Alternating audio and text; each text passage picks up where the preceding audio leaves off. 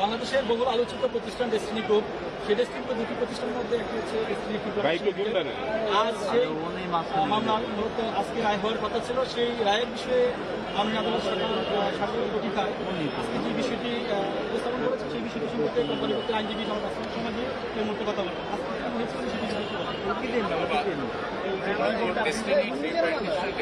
মামলায় আজকে রায়ের জন্য ডেট ফিক্সড করা ছিল।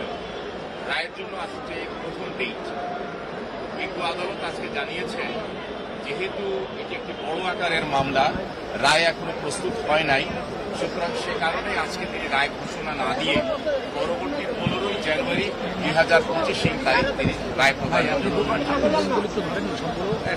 15ই জানুয়ারি 2025 রায়ের জন্য। ওই রায়ের মধ্যে এর মধ্যে কি আর মানে এই যে লম্বা একটা সময়, মূলত 12 বছর মামলাটি লেন্দি হয়েছে নিষ্পত্তি হতে, এখন পুনরায় এই যে আরো 1.5 মাস সময়, এটার মূল কারণটা কি বলেন?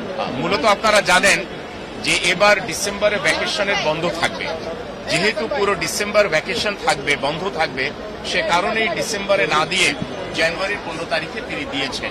এবার অনেক বছর পরে এই প্রথম ডিসেম্বরে বন্ধ থাকছে। একটু বলবেন যে আসলে আমরা অনেক গ্রাহকদের সাথে কথা বলেছি, এই মামলাটা আসলে তারা করেনি এবং তারা আসলে এই মামলার পক্ষেও ছিলেন না। এরপরেও তারা আসলে আমরা ডেস্টিনি থেকেও জানতে পারছি যে তাদের এর থেকেও অনেক বেশি অ্যাসেট এখনো আছে।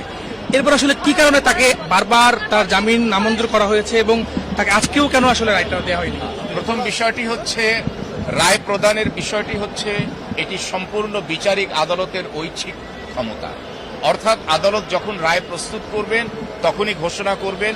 সেই ক্ষেত্রে আমাদের এই বিষয়ে কথা বলার বা অন্য কিছু করার আইনগত কোনো সুযোগ নাই। আর দ্বিতীয়ত হচ্ছে এই মামলাটি আপনারা জানেন যে বিগত সরকারের আমলে এই মামলাটি রাজনৈতিক প্রতিহিংসার বশবর্তী হয়ে ডেস্টিনির বিরুদ্ধে এই মামলাটি করা হয়েছিল।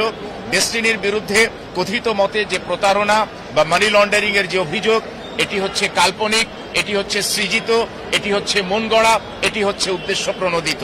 এবং এই মামলার গৃহীত সাক্ষ্য প্রমাণাদিতে এটা সুস্পষ্টভাবে প্রতিমান হয়েছে যে কথিত মতে কোনো প্রতারিত ব্যক্তি এই মামলায় কোনো সাক্ষী নাই, কোন ডেস্টিনির সাথে সম্পৃক্ত কোন ব্যক্তি ডেস্টিনির ব্যবসায়িক কার্যক্রমের বিরুদ্ধে কোথাও কোনো অভিযোগ করেন নাই।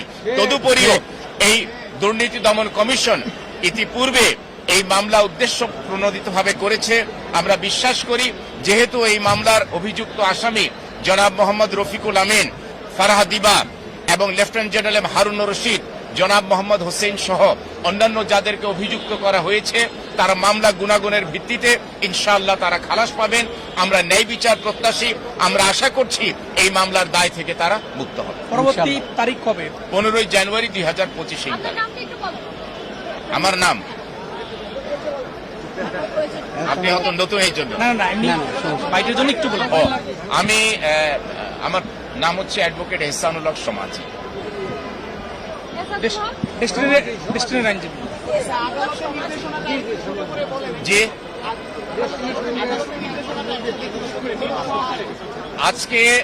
আজকে বিজ্ঞ বিচারিক আদালত তিনি বলেছেন যে যেহেতু এই মামলাটি বড় আকারের, আজকে রায় প্রস্তুত হয় নাই, সুতরাং রায় আজকে ঘোষণা না দিয়ে আসছে 15ই জানুয়ারি 2025 তারিখ রায় ঘোষণার জন্য তিনি দিন ধার্য করেছেন। জি, আজকে রায় প্রস্তুত না হওয়ায় তারিখ দেওয়া হয়েছে। পরবর্তীতে আপনি কি আশা প্রকাশ করছেন? আসলে কি সেদিন রায় হবে বা আমাদের ডেস্টিনির যে এমডি আছেন সে কি বের হতে পারবেন? প্রথম বিষয়টি হচ্ছে যেহেতু এখন জাজমেন্ট স্টেজে আছে, তো জাজমেন্ট স্টেজে আদালত কি রায় দেবেন এটা হচ্ছে সম্পূর্ণ বিচারিক আদালতের উপর নির্ভরশীল। আপনাদের যুক্তিতর্ক আমরা বরাবরই বলেছি যে এই মামলায় আমরা যে সাক্ষ্য প্রমাণ যা হয়েছে, আমরা এর উপরে যে আর্গুমেন্টস করেছি, তাতে করে আমরা আশাবাদী যে ন্যায় বিচারের স্বার্থে এই মামলার যার অভিযুক্ত ব্যক্তি রয়েছেন তারা ইনশাল্লাহ এই মামলার দায় থেকে অ্যাকুইট বা খালাস হবে। ঠিক আছে, থ্যাংক ইউ ভেরি মাচ।